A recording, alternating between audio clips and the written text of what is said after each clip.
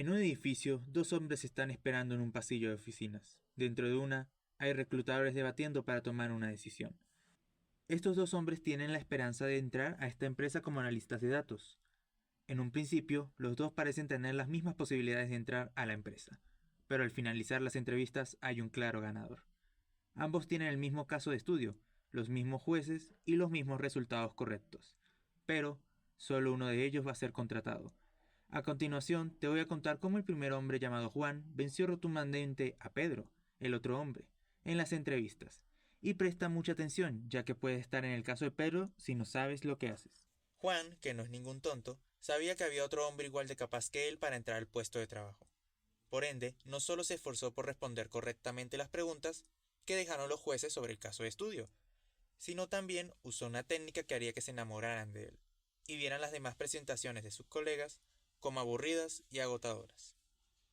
Esta técnica se llama Data Storytelling y es el proceso de traducir los análisis de datos a términos más simples. Este término se ha asociado con diferentes funciones, como las visualizaciones de datos, infografías, tableros, etc. El Data Storytelling es mucho más que eso. Son formas de comunicar información con datos, imágenes y una narrativa. Mira esto. El profesional en Big Data, Philip Newborg, espero estarlo pronunciando bien, dice que el objetivo del Data Storytelling es hacer que las personas se metan en la historia como en una buena película de cine. Esto es precisamente lo que busca esta nueva ciencia que combina Storytelling y Big Data, para llamarse Data Storytelling. Varios estudios muestran que el Data Storytelling influye positivamente en la memorabilidad, la persuasión y el compromiso. El público, en lugar de analizar los detalles, prefiere ver a dónde le lleva la historia y sentirse partícipe de ella. Siguiendo la historia inicial, Pedro lamentablemente no logró captar la atención de su audiencia. A mitad de la presentación ya había gente con ganas de ir al baño, diciéndole que se apresurara, bostezando, y prácticamente sentía que ya le estaba empezando a hablar solo a la pared. En cambio Juan, con un buen enganche al inicio, prometiéndoles a los reclutadores que no había un tipo como él y demás cosas, hizo captar la atención de todos y simplemente tuvo que mantenerla durante el resto de la presentación. Ahora, ¿quieres saber cómo Juan logró mantener la atención de su público durante el resto de la presentación? Sigue viendo, ya que mi compañero procederá a hablar sobre la estructura de un buen data storytelling. Continuando, en esta parte voy a explicar los elementos clave y la estructura del Data Storytelling, que son fundamentales para transformar datos en historias claras, relevantes y persuasivas. Para empezar, es importante entender que el Data Storytelling no es solo mostrar gráficos o números, sino darle significado para que las personas puedan entenderlos y tomar decisiones. Primero, hablemos de los elementos del Data Storytelling. El primer elemento son los datos. No se trata solo de tener una gran cantidad de datos, sino de que sean precisos, relevantes y estén bien contextualizados. Es decir, los datos deben responder a una pregunta o problema específico. Como menciona Knaflic, los datos por sí solos no comunican nada si no se organizan e interpretan correctamente. El segundo elemento es la narrativa. Aquí es donde realmente se construye la historia. Una buena narrativa permite guiar a la audiencia paso a paso para que entienda lo que está pasando con los datos. Generalmente sigue una estructura de inicio, desarrollo y conclusión. En el inicio se presenta el contexto o problema, en el desarrollo se analizan los datos y se muestran los hallazgos, y en la conclusión se destaca el mensaje principal o insight más importante. El tercer elemento es la visualización. En este caso, los gráficos son herramientas clave que permiten comprender información compleja de forma rápida. Según Few, una buena visualización debe ser clara, simple y enfocada, evitando elementos innecesarios que distraigan. Por ejemplo, los gráficos de barras sirven para comparar, los gráficos de líneas para ver tendencias en el tiempo y los gráficos circulares para proporciones, aunque estos últimos deben usarse con cuidado. El cuarto elemento es la relación con la audiencia. No es lo mismo presentar datos a expertos que a personas sin conocimientos técnicos. Por ejemplo, es importante adaptar el lenguaje, el nivel de detalle y el tipo de visualización según el público. Además, se debe mantener un enfoque claro para no saturar con información innecesaria. Ahora pasemos a la estructura del Data Storytelling. Una historia con datos efectiva comienza con una pregunta o problema claro que capte la atención de la audiencia. Luego se presentan los datos organizados de forma lógica, mostrando poco a poco la información más relevante. Y finalmente se llega a una conclusión o recomendación que responde a la pregunta inicial. También es importante que la historia tenga coherencia y fluidez, es decir, que cada parte esté conectada con el siguiente. No se deben mostrar datos al azar, sino que todo debe contribuir a un mismo mensaje.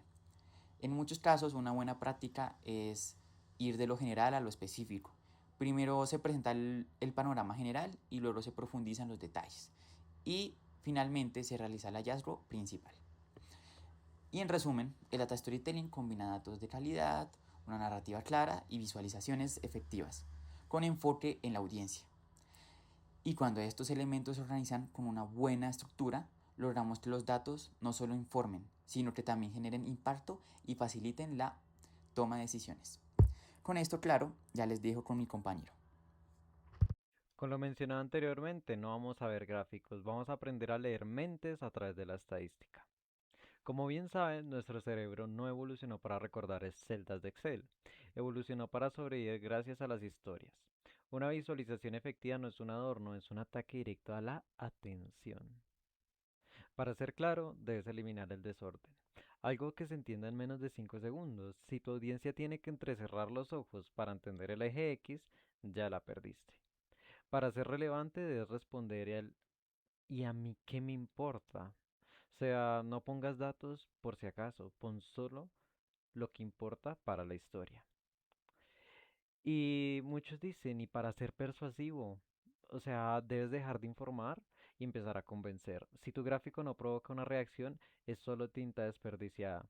Usa un diseño para guiar al ojo. Ahora pensemos esto como un juego.